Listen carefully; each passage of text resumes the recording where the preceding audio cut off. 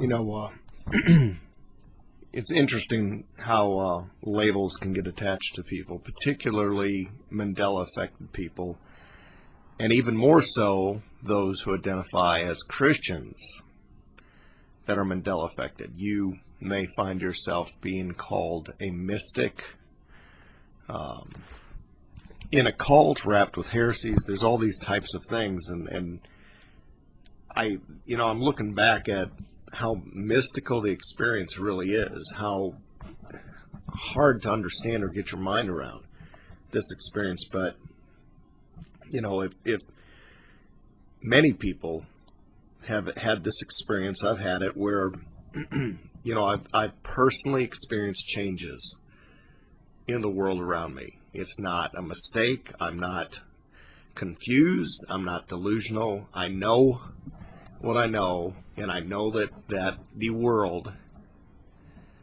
around me, that I've witnessed it, I've experienced firsthand things that have changed. The level of experience of these experiences sometimes will vary.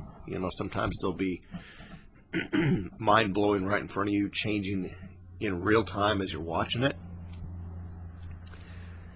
And other times it's more of, I truly remember something being different and now it's this way, where you could throw a shadow of doubt in there on some of those, but there's so many.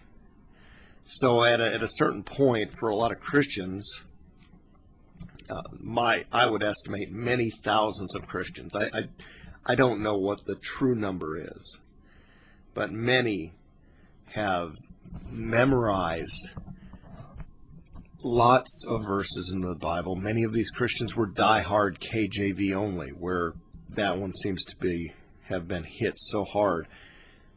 They know what these verses were without any doubt, and now they're completely different. I mean, things like, the lion shall lie down with the lamb, judge not lest ye be judged, do unto others as you would have them do unto you. All of these verses that were memorized. In the beginning, God created the heavens and the earth. Do not put new wine in old wineskins.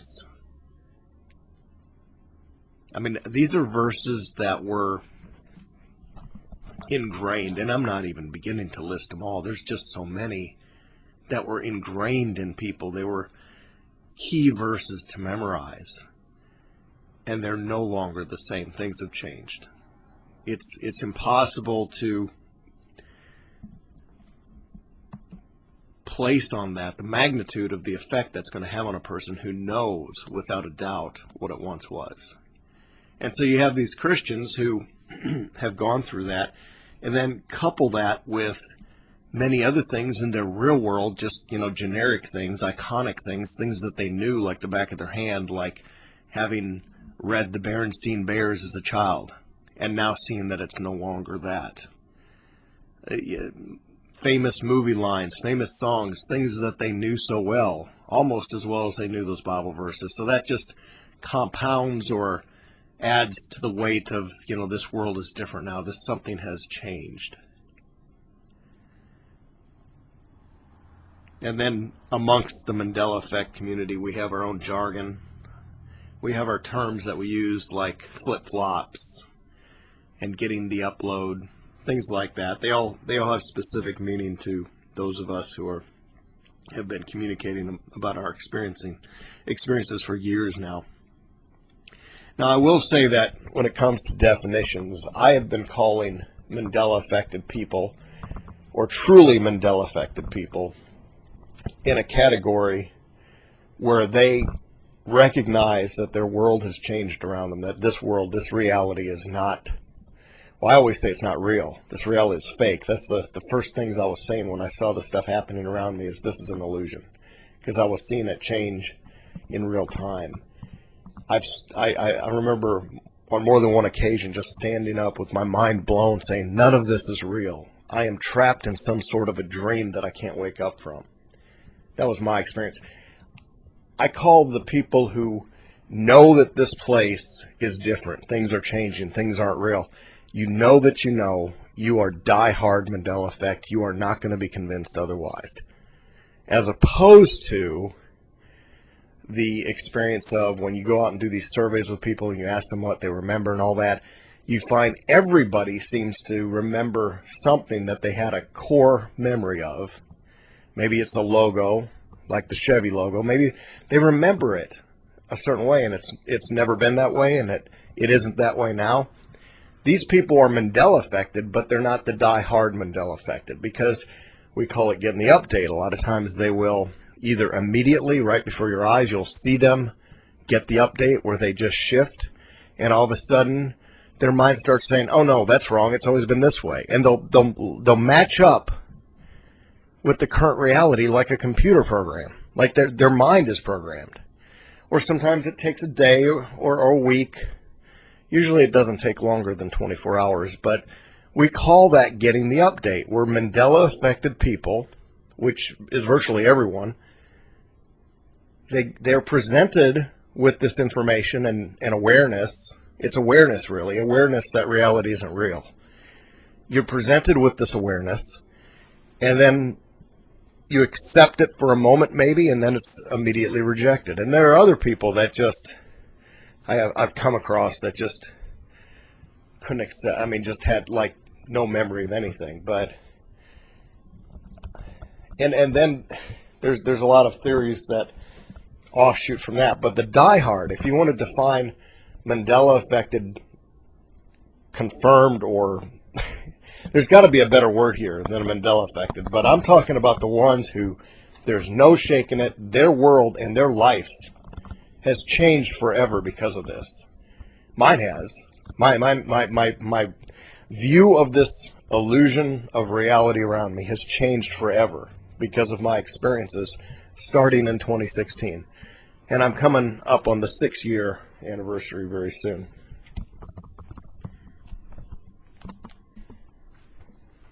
The interesting thing that I have found is that the Mandela affected diehards, the fallout of this experience has been traumatic for many. Their worlds have gone from being what this world would consider pretty normal, like successful even, to just crashing into something that's a lot of despair. And a lot of Mandela affected people have some pretty hardship laden backstories, so that I don't know if that's needed necessarily, but there is a lot of that. But there might be just a lot of that in the world in general, but this place seems to be riddled with that. But for a lot of diehard Mandela affected, their careers couldn't continue. They just couldn't function anymore in society like normal people would, because this has just been that life altering. Now I say fake because when I'm watching something change right before my eyes, when I'm seeing it happen in that moment, at that point I'm just having this understanding. None of this around me is what I thought it was. It's not physically anchored at all. Anything around me can change in a blink. I understand that completely now. And a lot of people would like to label me delusional.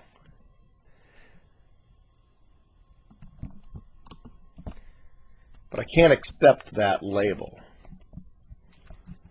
But it definitely pushes me into a realm of worldviews that are mysterious or mystical, because there's a suggestion in this fake illusion that we might truly be in a dream, that we might be a copy of another place, we might be a simulation or hologram, we might be, I can parallel to computer simulations and VR reality headsets very very akin to this place, because that's what I experienced.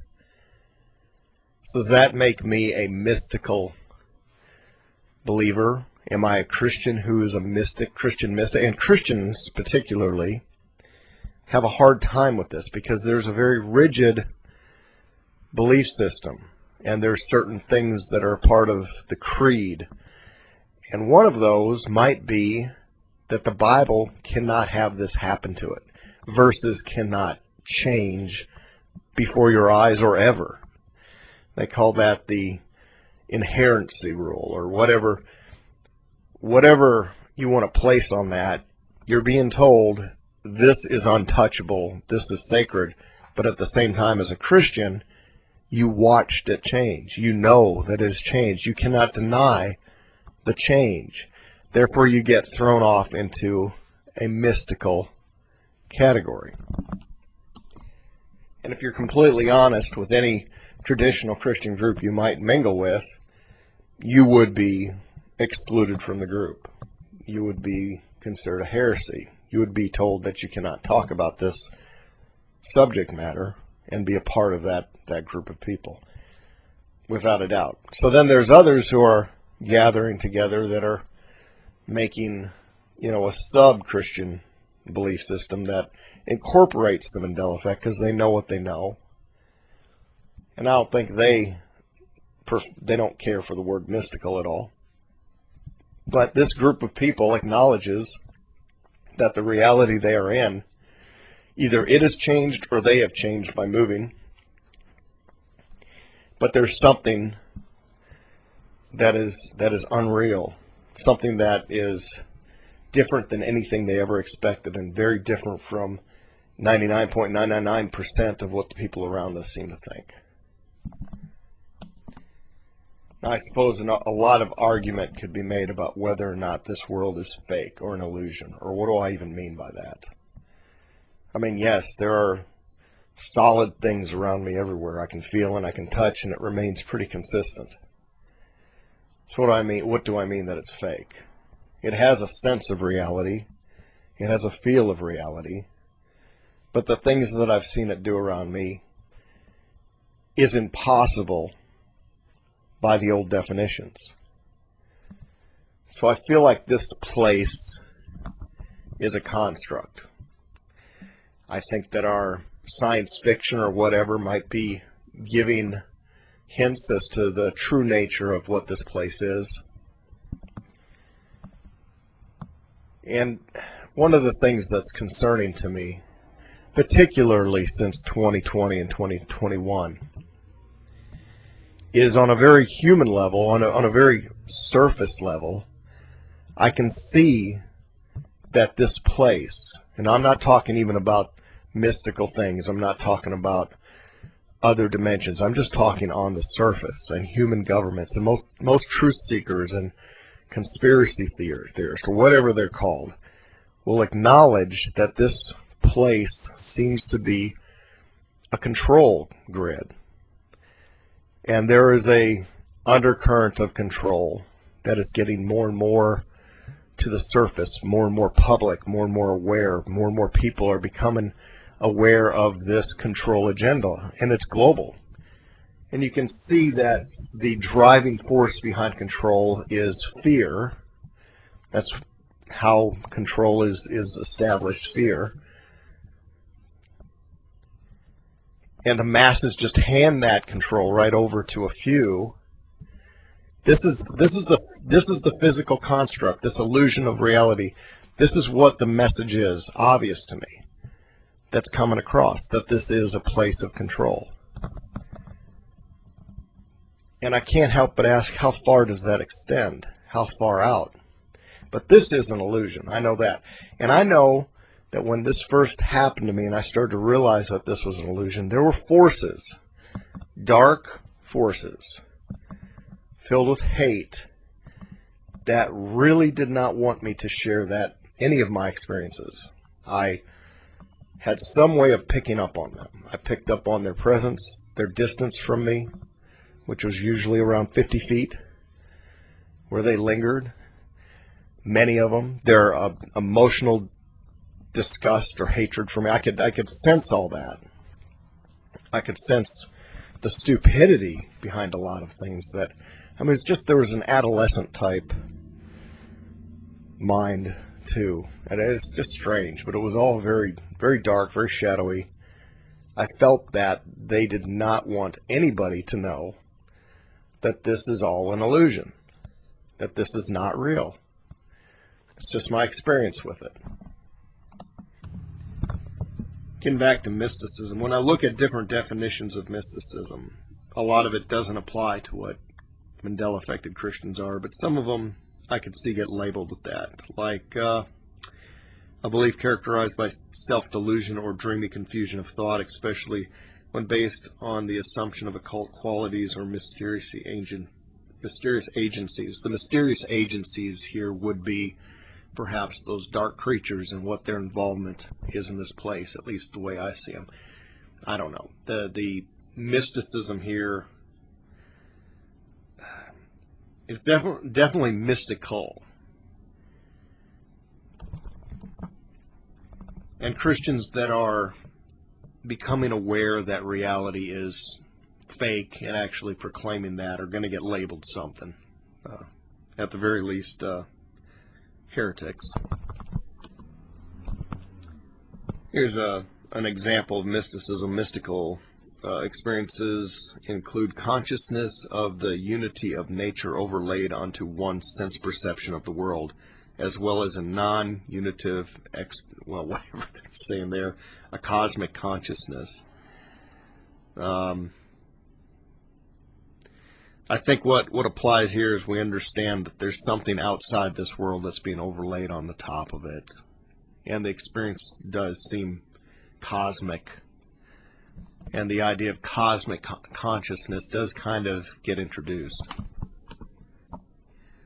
However, we are not. Mandela-affected folks aren't typically known for going into trances or trying to channel with other spirits. That's not something that we do, and that seems to be connected with mysticism. But to say that the Bible has changed, that you've known it to be different, that you've seen it change in real time, that's definitely going to get you labeled as out there. And I don't know what name that's going to end up being. But I think for Christians, they need to really think about how, before their experience occurred, before the Mandela Effect experience occurred, and what they thought was possible. If they did not know the Bible as well as they had known it, or if they had not known the other things in the world that have changed as well as they have known it, what would they have thought about the suggestion that the Bible has changed before this all happened to them? Whatever that date is where it first hit them.